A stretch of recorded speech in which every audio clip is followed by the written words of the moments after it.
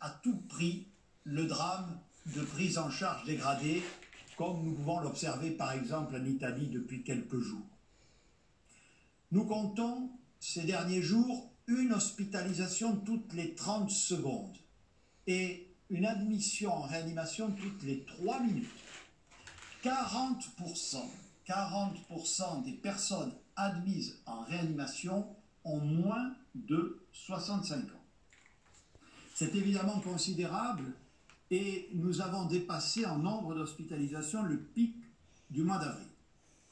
Aujourd'hui, ce sont 4803 malades de la Covid qui sont pris en charge en réanimation, ce qui représente 95% de nos capacités normales de lits de réanimation hors crise.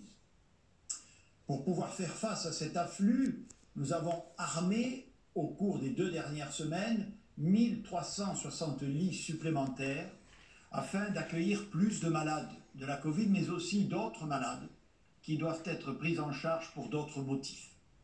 Nous pourrions aller jusqu'à 10 400 lits si cela était nécessaire, puisque nous nous sommes préparés au cours des derniers mois pour faire face à une vague de grande ampleur.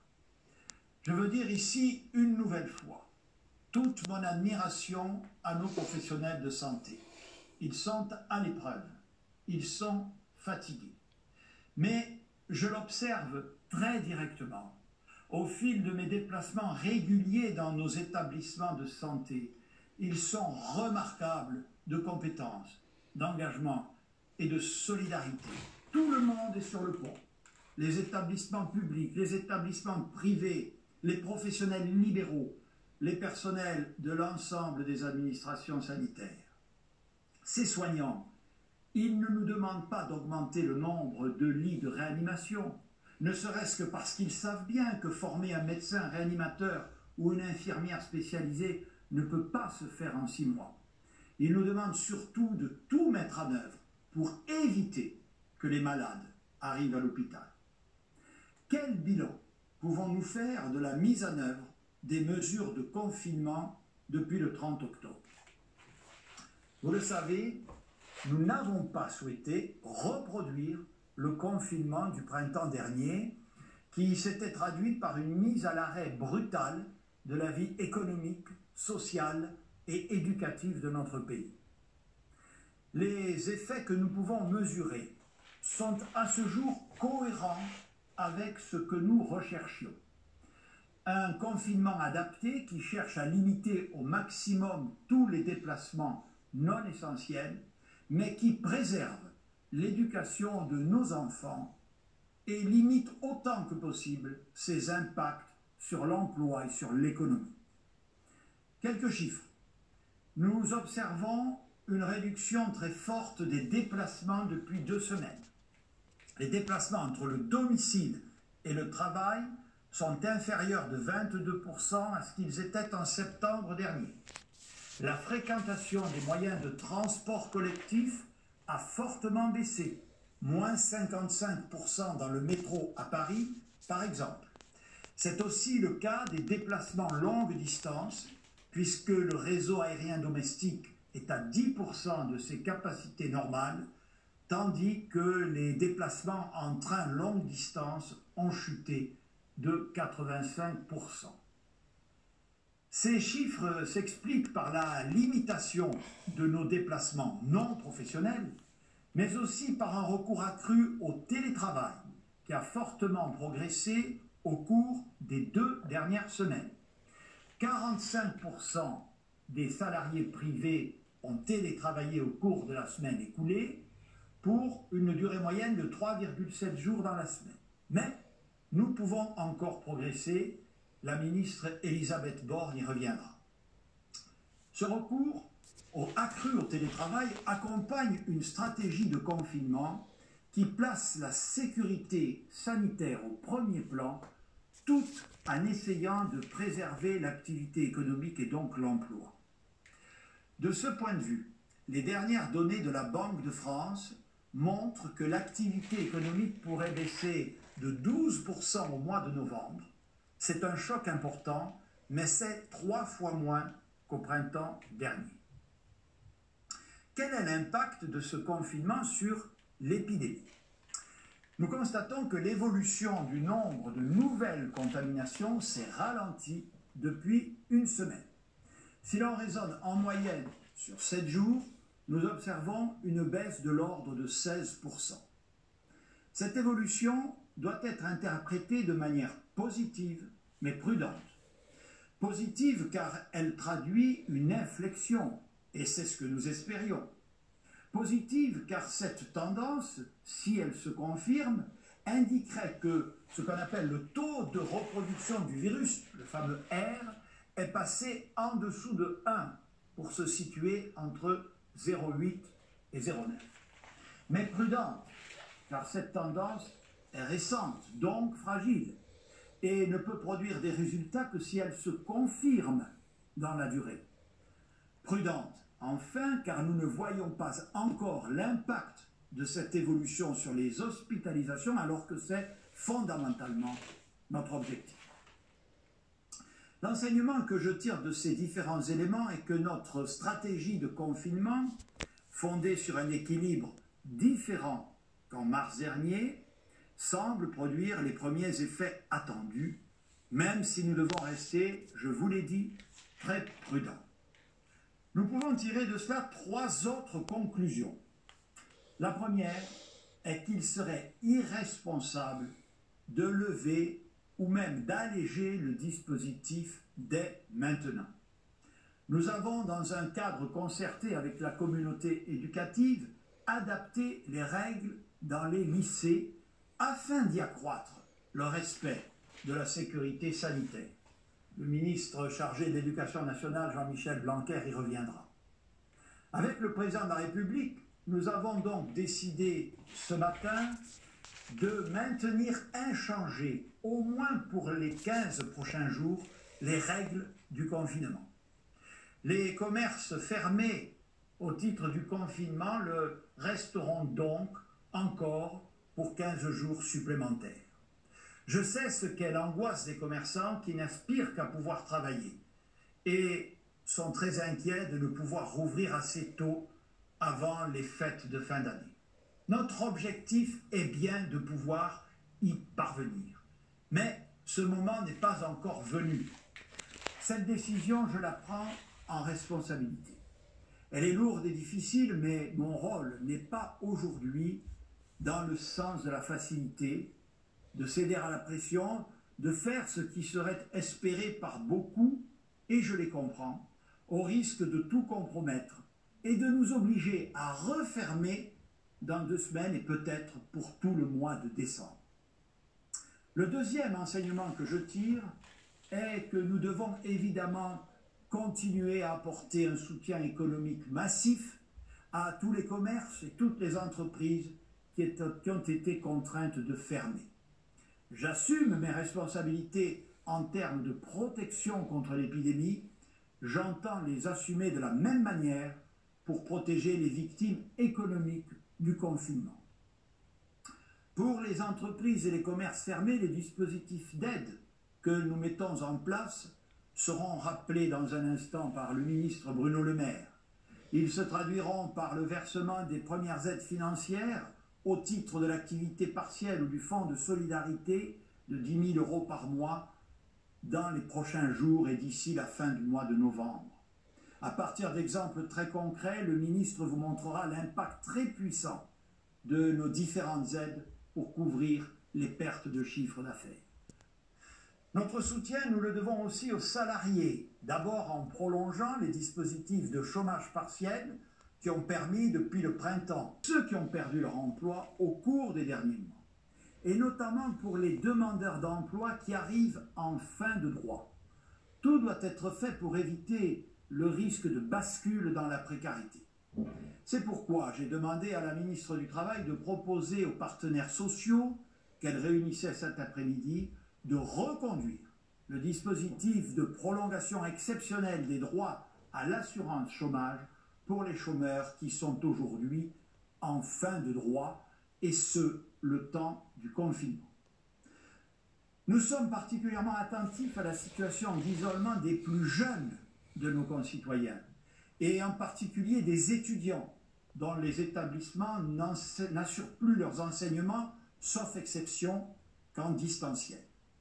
Dans les prochains jours, sur proposition de la ministre en charge des universités, chacune des 800 cités universitaires de France va disposer de 2 référents étudiants qui viendront renforcer le travail des services des CROUS, notamment pour accompagner les étudiants de première année et les étudiants les plus en difficulté.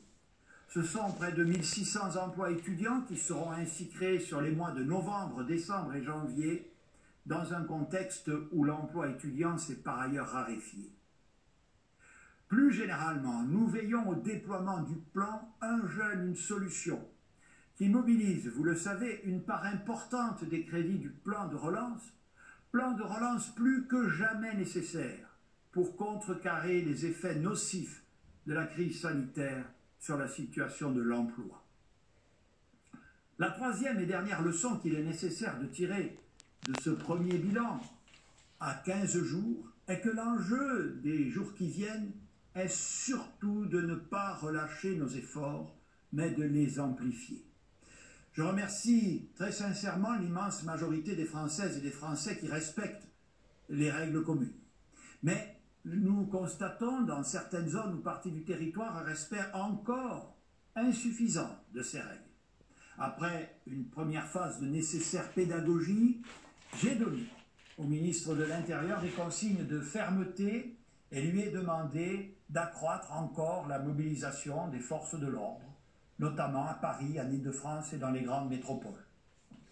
Depuis le 30 octobre, les forces de police et de gendarmerie ont procédé à près de 581 000 contrôles qui ont donné lieu à 88 455 verbalisations, dont environ 300 concernent l'ouverture irrégulière d'établissements recevant du public. Au-delà des contrôles, j'en appelle au civisme, par le respect de ces règles, vous le savez, uniquement destinées à protéger notre santé. Nous devons rester constants et cohérents. C'est ce qui nous amène à ne pas faire évoluer les mesures aujourd'hui. Je crois que chacune et chacun le comprendra. Pour autant, si nous ne modifions pas les choses aujourd'hui, il est important que nous puissions donner de la visibilité sur ce qui pourrait se passer au cours des prochaines semaines et la manière dont nous allons suivre les indicateurs pour en tirer les conséquences sur l'adaptation de nos mesures d'ici la fin de l'année. Nous suivons principalement 2 indicateurs. Un indicateur de circulation du virus, c'est le nombre de cas par jour que nous calculons sur la moyenne des 7 derniers jours pour lisser les fluctuations d'un jour sur l'autre. Un indicateur de pression sur le système hospitalier, c'est le nombre de patients Covid hospitalisés en réanimation. Comme je vous l'ai indiqué, nous observons depuis une semaine un infléchissement du nombre de cas positifs. Non seulement il a arrêté d'augmenter, mais la courbe marque une tendance à la baisse autour de 16% sur la dernière semaine.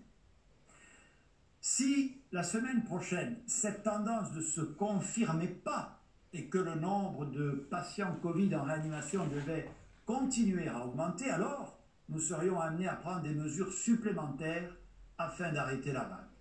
Si au contraire, comme nous l'espérons, la tendance observée ces derniers jours se confirme, nous pensons que le pic de la 2e vague pourrait être atteint dans nos hôpitaux en début de semaine prochaine. Comme vous le voyez sur le graphique qui s'affiche, cela signifie qu'à partir de la semaine prochaine, le nombre de patients Covid en réanimation pourrait, nous l'espérons, commencer à diminuer. Ce serait une très bonne nouvelle, une première étape très importante, mais qui ne suffira évidemment pas pour que la pression sur le système hospitalier revienne à des niveaux supportables. Si l'augmentation des chiffres des prochaines semaines confirmait que nous restons bien en ligne avec cette perspective, des premières mesures d'allègement pourraient intervenir à compter du 1er décembre. Mais elles seraient strictement limitées au commerce que nous avons dû fermés à partir du confinement et leur réouverture ne pourrait s'envisager que sur la base d'un protocole renforcé que j'ai demandé au ministre compétent de concerter avec les professionnels et de soumettre aux instances scientifiques. Cette première étape ne pourra cependant pas concerner d'autres établissements recevant du public où les risques de contamination sont par nature plus élevés, comme par exemple les bars, les restaurants et les salles de sport. Bien entendu, pour ces établissements, des mesures de soutien et d'accompagnement seront maintenues. Notre objectif est de pouvoir permettre un nouvel allègement au moment des vacances de Noël, afin que les Français puissent passer des fêtes de fin d'année en famille. Mais celles-ci ne pourront pas se tenir de la même manière que d'habitude. On pourra bien sûr se retrouver avec les siens, mais il ne serait pas raisonnable d'espérer pouvoir organiser de grandes fêtes à plusieurs dizaines de personnes, notamment pour le réveillon du 31 décembre. Je vais maintenant demander à Olivier Véran, ministre des Solidarités et de la Santé, de vous présenter un point sur la situation hospitalière et sur l'évolution de notre stratégie de dépistage par les tests dits antigéniques. Monsieur le ministre. Monsieur le Premier ministre, Mesdames, Messieurs, comme le Premier ministre vient de l'expliquer, on voit depuis une semaine une réduction du nombre de nouveaux diagnostics quotidiens par rapport aux semaines précédentes. Et comme le Premier ministre l'a aussi très bien expliqué, pour autant, comme il y a un décalage entre le moment où les contaminations sont faites et le moment où les patients présentent des formes graves ayant recours donc à l'hôpital ou au service de réanimation, comme il y a ce décalage, nous ne sommes pas encore dans une phase de réduction du nombre d'hospitalisations et d'admissions en réanimation. Donc il n'y a pas de paradoxe à cela, c'est le constat que nous avions fait déjà au printemps dernier à l'occasion de la première vague. Ainsi, de fait, la pression sanitaire continue d'augmenter sur la médecine de ville, sur les services d'urgence, sur les hôpitaux et sur les réanimations, puisqu'il y a davantage de patients qui rentrent à l'hôpital et en réanimation qu'il y a de patients qui en sortent. Nous ne sommes pas donc encore au pic, mais comme le Premier ministre l'a dit, nous pourrions atteindre le pic hospitalier dans les prochains jours, en tout cas nous l'espérons. Pour pouvoir faire face à cette pression sanitaire extrêmement forte, notamment sur le secteur hospitalier, nous poursuivons le développement, le déploiement, la préparation des hôpitaux avec la mobilisation, encore une fois, incroyable de l'ensemble des soignants sur tout le territoire national. Il y a ce soir plus de 7700 lits de réanimation armés, puisque comme vous le savez, en plus des presque 5000 patients Covid en réanimation, il y a des malades qui sont dans les services de réa pour d'autres maladies, suite à des interventions chirurgicales, des infarctus, des ruptures d'anévrisme et autres. Rien que pour la région Auvergne-Rhône-Alpes, qui est, vous le savez, la région la plus impactée à l'heure actuelle par l'épidémie, c'est quasiment x2 en termes de lits de réanimation. On est passé de 600 lits de réa armés dans cette région à presque 1200 lits armés. Tout cela ne se fait pas d'un claquement de doigts et nécessite de gros efforts au quotidien. Le premier effort à réaliser, c'est ce qu'on appelle la déprogrammation des soins de chirurgie non urgents, tout en pérennisant, en sanctuarisant en quelque sorte la chirurgie en cancérologie, l'activité de greffe, ainsi que d'autres chirurgies absolument indispensables. Mais donc de fait, un certain nombre de malades qui devaient être opérés sont rappelés dans différentes régions du territoire pour leur demander de différer leur intervention chirurgicale pour garder de la place disponible pour les malades atteints du Covid. C'est également la mobilisation sans précédent de l'ensemble des soignants, mais aussi des étudiants en soins infirmiers, des externes, des internes en médecine, des soignants retraités sur tout le territoire, et puis de ces soignants qui se sont formés au cours de ces derniers mois aux techniques de réanimation et qui vont prêter main forte à leurs collègues dans les services hospitaliers. Et c'est enfin ce qu'on appelle les évacuations sanitaires. Vous vous souvenez de ces évacuations sanitaires qui avaient été réalisées déjà au printemps dernier. C'est lorsqu'on transfère un patient d'un service de réanimation d'une région vers un autre service dans une autre région, par avion, par hélicoptère. Tout cela nécessite aussi un énorme travail et mobilise beaucoup de personnel. Ce sont plus de 120 évacuations sanitaires qui ont déjà été réalisées, des régions les plus en tension comme Auvergne-Rhône-Alpes ou Bourgogne-Franche-Comté, vers d'autres territoires comme la Nouvelle-Aquitaine, la Bretagne ou encore l'Île-de-France.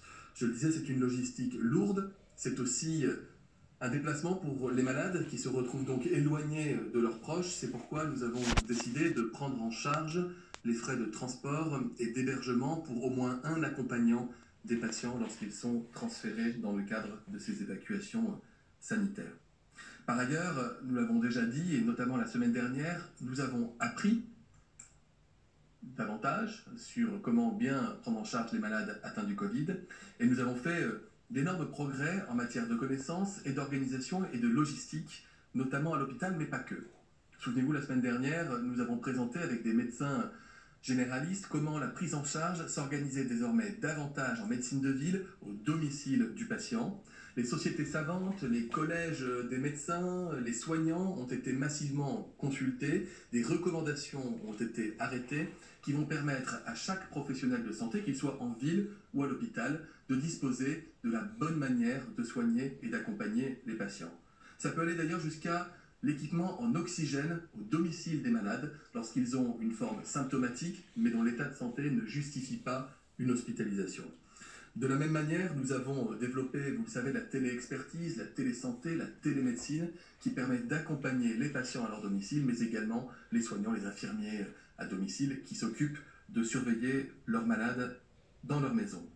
Nous avons également fait ce qu'on appelle une dilatation de tout le secteur hospitalier, c'est-à-dire que nous avons amélioré encore les prises en charge dans les services de soins critiques, dans les services de soins intensifs, de soins continus, qui sont capables d'accueillir désormais dans leur lit des malades qui autrefois allaient systématiquement en réanimation.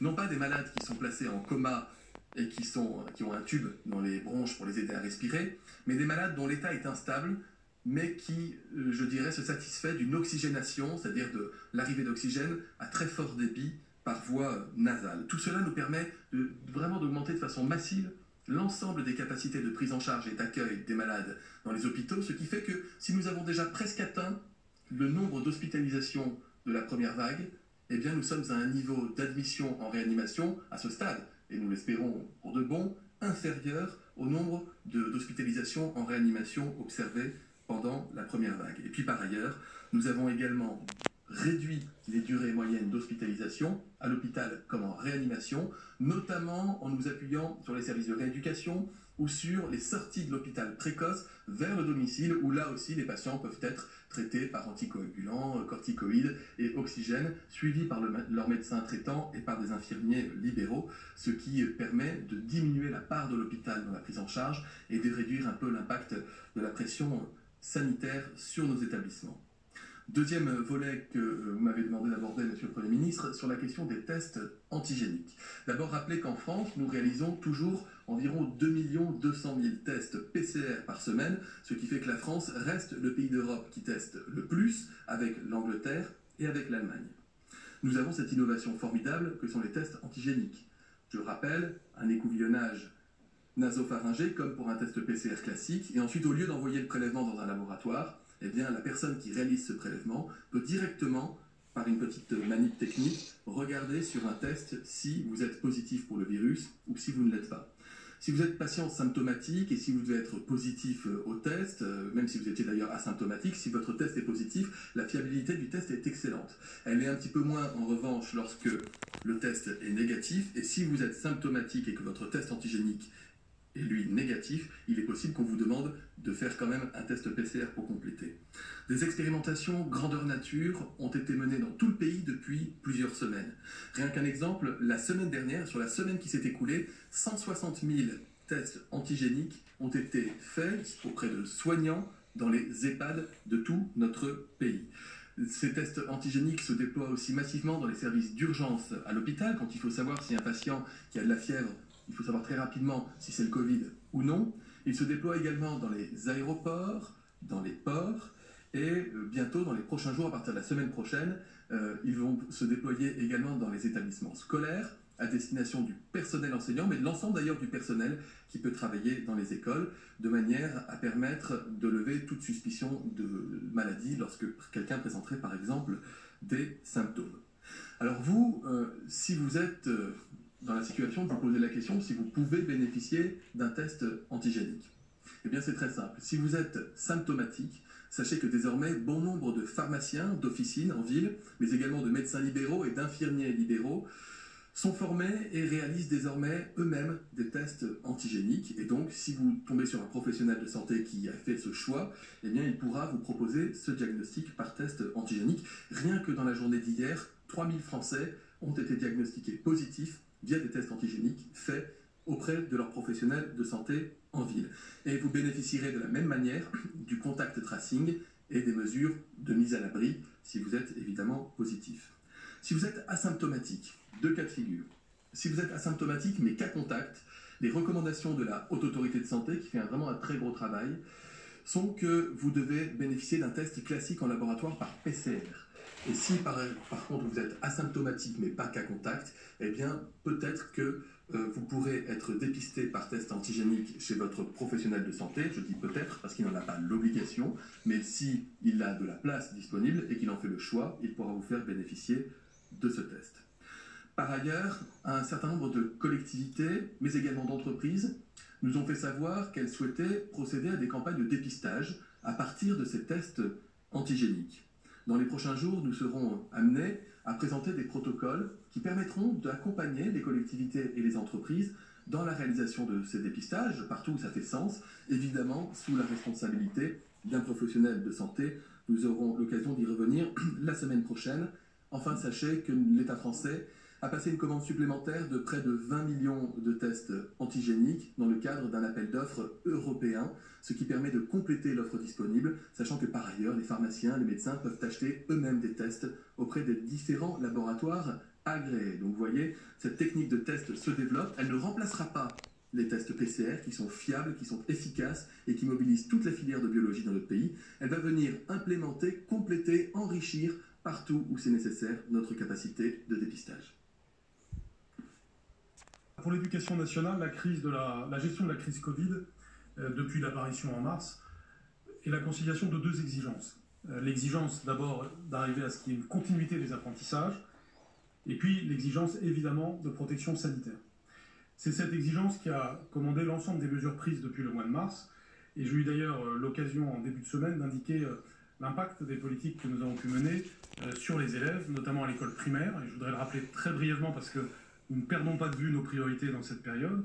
À l'école primaire, c'est lire, écrire, compter, respecter autrui à la sortie de l'école primaire. Ce que nous voyons, c'est que les élèves de CP l'an dernier ont un peu pâti de la période de confinement. Nous avons pu atténuer certains des inconvénients, mais néanmoins, ils ont pâti de ce confinement.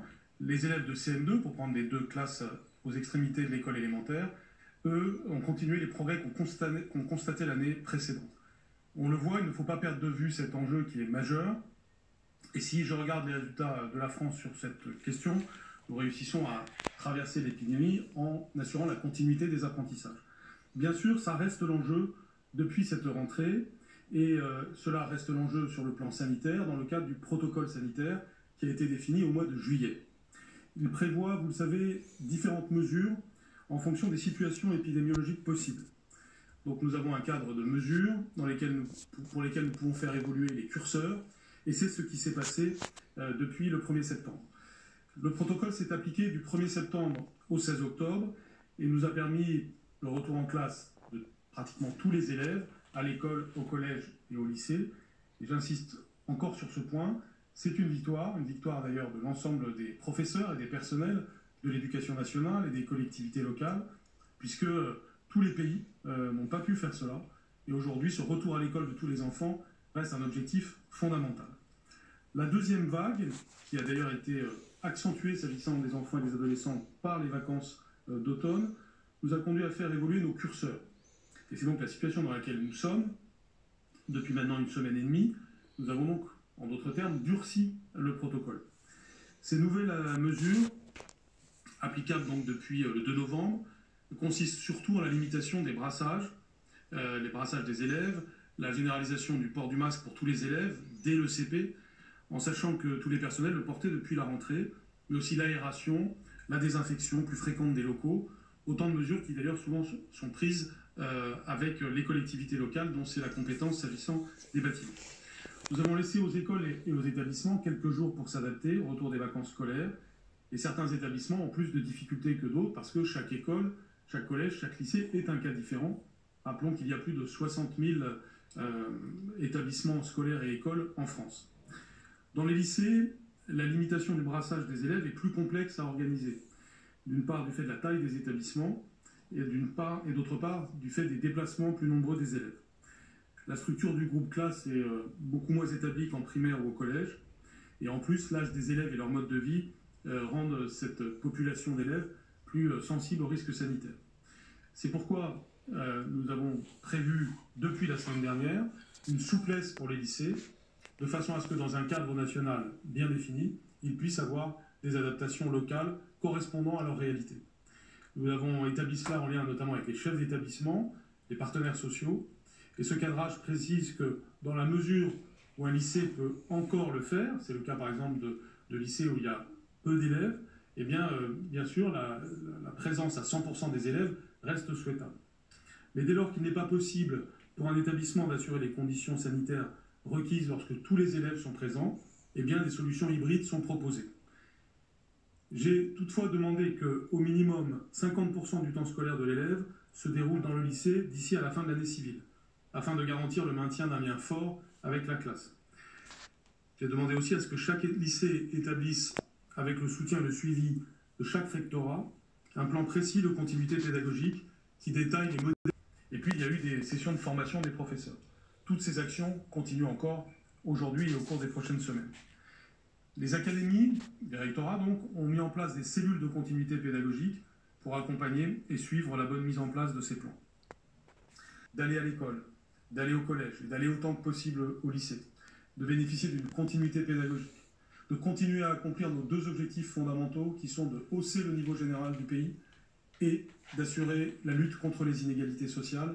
Or, nous savons qu'elles peuvent être aggravées par un confinement des élèves. Nous pouvons avoir à la fois de la cohérence et de la cohésion dans l'ensemble des mesures qui sont prises. Merci donc à tous ceux qui y contribuent. Merci, Monsieur le Premier ministre. En matière de télétravail, je le rappelle, la règle qui s'applique désormais est la suivante. Ceux dont les tâches peuvent être entièrement réalisées à distance doivent télétravailler 5 jours sur 5. Ceux qui ne peuvent télétravailler que partiellement ou qui sont dans l'impossibilité de le faire peuvent continuer à se rendre sur leur lieu de travail en toute sécurité grâce au protocole sanitaire en entreprise qui garantit leur protection. Cela fait maintenant 2 semaines que ces règles sont entrées en vigueur. Après une première semaine test, pour laisser le temps aux employeurs et aux salariés de s'organiser, nous avons mené une enquête auprès de 2000 Français du 4 au 8 novembre dernier pour voir si les règles étaient bien appliquées. L'enquête le montre, la très grande majorité des employeurs et des salariés jouent le jeu et je les en remercie. Première confirmation de cette enquête, tous les Français ne peuvent pas télétravailler. Un tiers des actifs peut télétravailler facilement, mais plus d'un tiers des Français ont un métier qui n'est pas du tout télétravaillable.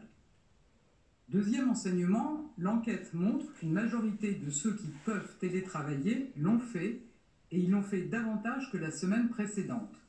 Ainsi, 45% des salariés du privé qui ont travaillé la semaine dernière ont fait du télétravail, dont 23% 5 jours sur 5. C'est un bon score quand on sait que tous les salariés ne peuvent pas télétravailler. Autre point positif, ceux qui télétravaillent le font davantage, en moyenne 3,7 jours contre 2,7 la semaine d'avant. En ce qui concerne le télétravail dans le secteur public, il progresse également. Près de 40% des agents de l'État hors éducation nationale, police et gendarmerie sont aujourd'hui en télétravail, soit près de 12 points de plus que la semaine précédente. Et n'oublions pas, comme l'a rappelé Amélie de Montchalin, la ministre de la fonction publique, que nous voulons aussi maintenir les services publics ouverts, contrairement au premier confinement. Troisième enseignement, le télétravail 5 jours sur 5 représente un véritable effort pour les salariés qui souffrent parfois d'isolement. En effet, près de 6 Français sur 10 qui ont télétravaillé à 100% préféraient venir sur leur lieu de travail au moins un jour par semaine. 4 salariés sur 10 qui ont télétravaillé la semaine dernière disent se sentir isolés. Pour leur venir en aide et accompagner tous ceux qui ne bénéficient pas de dispositifs de soutien psychologique dans leur entreprise, nous avons lancé une ligne d'écoute et de conseil dont le numéro s'affiche à l'écran. J'ai conscience que nous demandons un effort très important aux employeurs et aux salariés, mais il est indispensable dans la lutte contre le virus. Je tiens à les remercier une nouvelle fois pour leur mobilisation, mais l'enquête le montre, il y a encore des marges de progrès pour que plus d'actifs télétravaillent. J'appelle donc tous les employeurs et les salariés à poursuivre leurs efforts. Chaque jour, chaque heure télétravaillée compte. Concernant la situation du marché du travail et des demandeurs d'emploi, je le redis, le confinement actuel n'est pas le même qu'au printemps dernier. Nous avons fait le choix de maintenir l'activité économique de notre pays et de nombreux secteurs continuent à tourner et à avoir, ce qui est une bonne nouvelle, une activité soutenue. Il existe des opportunités d'emploi malgré la période. On a compté 340 000 créations d'emplois au troisième trimestre 2020. Elles seront encore dynamisées par le plan de relance. Le service public de l'emploi continue à fonctionner avec le maintien de l'accueil dans les agences de Pôle emploi et les missions locales. Les équipes sont mobilisées pour accompagner les demandeurs d'emploi. Il y a des métiers en tension, des métiers porteurs. Il y a des offres d'emploi non pourvues. Il y a aussi des formations pour permettre aux demandeurs d'emploi d'aller vers des solutions durables. Notre priorité reste l'emploi. Nous avons conscience que la situation est difficile pour un grand nombre de demandeurs d'emploi et nous devons plus que jamais rassurer et protéger. Comme l'a annoncé le Premier ministre, nous allons donc prolonger de la durée du confinement les droits à assurance chômage pour les chômeurs arrivant en fin de droit. Par exemple, un demandeur d'emploi dont les droits auraient dû s'éteindre fin novembre continuera à toucher son allocation chômage au mois de décembre. Nous laissons également un délai supplémentaire pour s'inscrire à Pôle emploi. Un demandeur d'emploi qui doit réunir les pièces pour s'inscrire bénéficiera d'un délai supplémentaire pour rassembler tous les justificatifs nécessaires, ce qui peut être plus difficile dans la période de confinement. Enfin, nous allongeons la période de référence pour bénéficier d'une allocation chômage, alors qu'aujourd'hui, un demandeur d'emploi doit avoir travaillé au moins 4 mois sur une période de 27 mois. Ces 27 mois seront prolongés de la durée du confinement. Nous avons entendu les inquiétudes des demandeurs d'emploi et plus largement des partenaires sociaux et des associations de lutte contre la pauvreté. Soyez assurés que nous sommes déterminés à y répondre. Je vous remercie. Merci beaucoup, Premier ministre. Comme l'a indiqué le Premier ministre, les commerçants sont au cœur de nos préoccupations, au cœur des préoccupations de chacun d'entre nous. Je sais que nombre de commerçants ont hâte de rouvrir le plus rapidement possible, que beaucoup ont constitué des stocks en vue des fêtes de Noël et des fêtes de fin d'année. Souvent, ils doivent payer ces stocks au moment même où ils sont fermés et où ils n'ont pas de trésorerie disponible. Par ailleurs, beaucoup d'entre eux, je pense aux libraires, je pense aux bijoutiers, aux magasins de jouets, font près de la moitié de leur chiffre d'affaires dans les 2 derniers mois de l'année. La réouverture est donc vitale pour eux et nous le savons. Et je crois que le calendrier que vient de fixer le Premier ministre est de ce point de vue un motif d'espoir pour les commerçants français. Mais la meilleure façon de réussir cette ouverture, c'est que chacun respecte les règles sanitaires dans les jours à venir, comme cela a été rappelé depuis plusieurs minutes.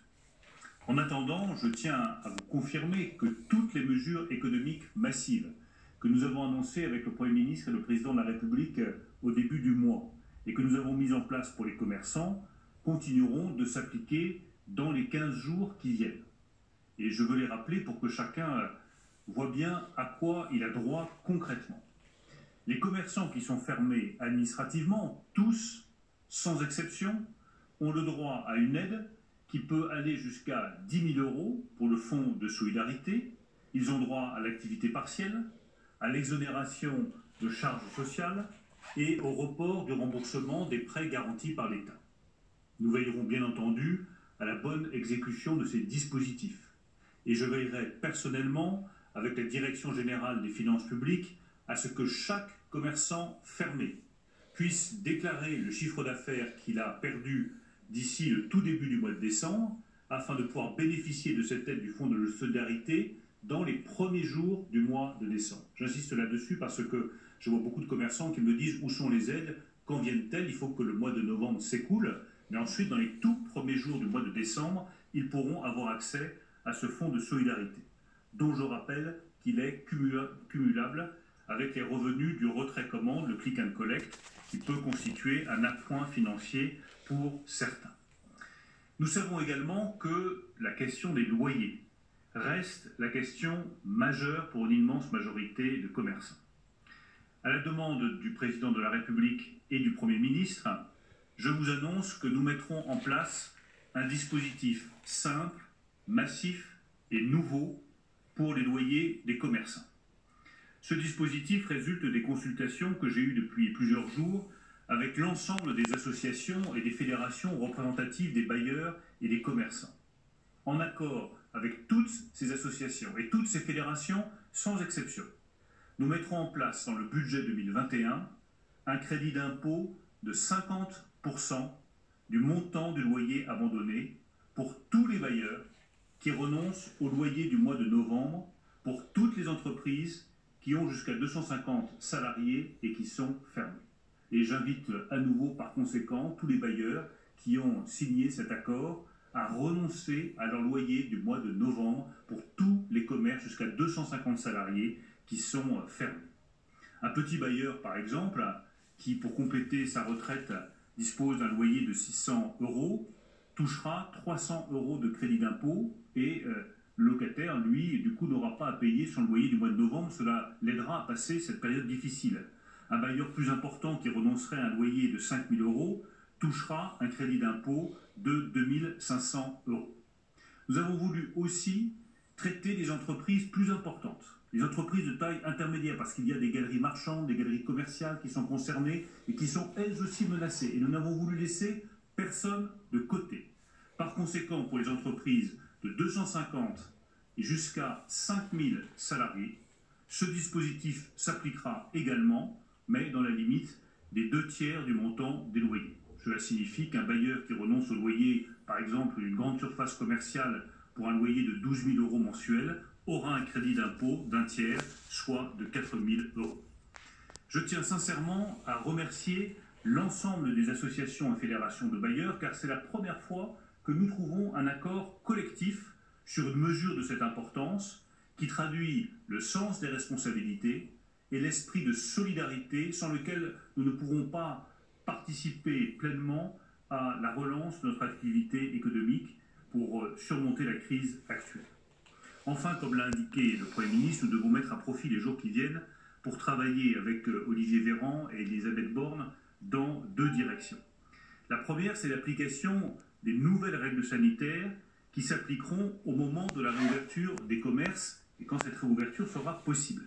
Nous pouvons travailler par exemple sur le renforcement de la jauge ou éventuellement, pour certains commerces, cela serait pertinent, sur la possibilité de prise de rendez-vous.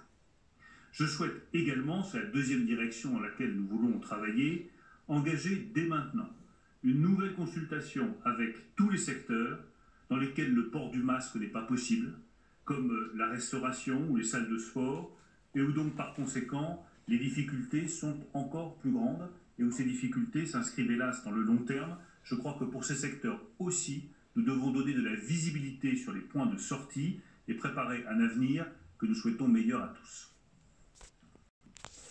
Je mesure les souffrances et parfois le désespoir de beaucoup d'entre vous. Adopter des mesures difficiles constitue évidemment un crève-cœur, mais il est de ma responsabilité de le faire. Mon devoir est de vous protéger contre le virus et ses ravages, contre le terrorisme, contre le chômage créé par la crise sanitaire. Le gouvernement comme moi-même sommes mobilisés 24 heures sur 24 et 7 jours sur 7 sous l'autorité du président de la République. Nous avons fait le choix d'accompagner massivement ceux qui souffrent, ceux qui sont fragiles et vulnérables, ceux qui font l'objet des mesures administratives rendues nécessaires pour lutter contre la propagation de l'épidémie.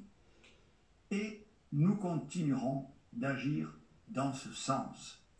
Le propre de cette crise, c'est qu'elle nous donne à toutes et à tous le moyen d'être un acteur de la lutte contre l'épidémie, l'occasion d'exprimer notre solidarité et notre sens des responsabilités.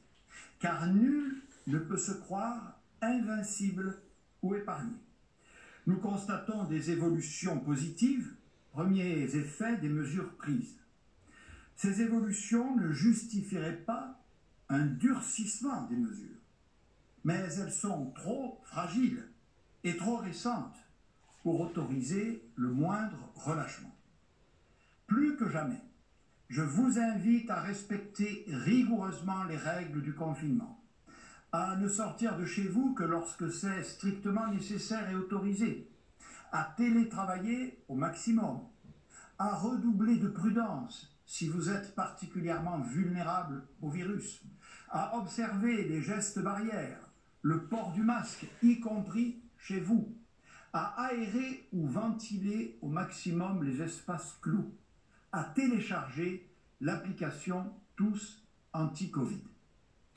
Je n'ignore rien des polémiques et des contestations, mais ne nous y trompons pas.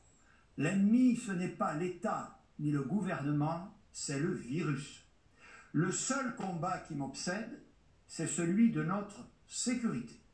La seule courbe qui m'intéresse, c'est celle des malades admis à l'hôpital ou en réanimation. Grâce à nos efforts collectifs, grâce aux perspectives qu'ouvre l'arrivée de vaccins, je suis sûr que nous surmonterons cette épreuve douloureuse et inédite. Grâce à notre mobilisation immédiate, j'espère que nous pourrons passer des fêtes de fin d'année dans la sérénité. Je me tiens avec les ministres à votre disposition pour répondre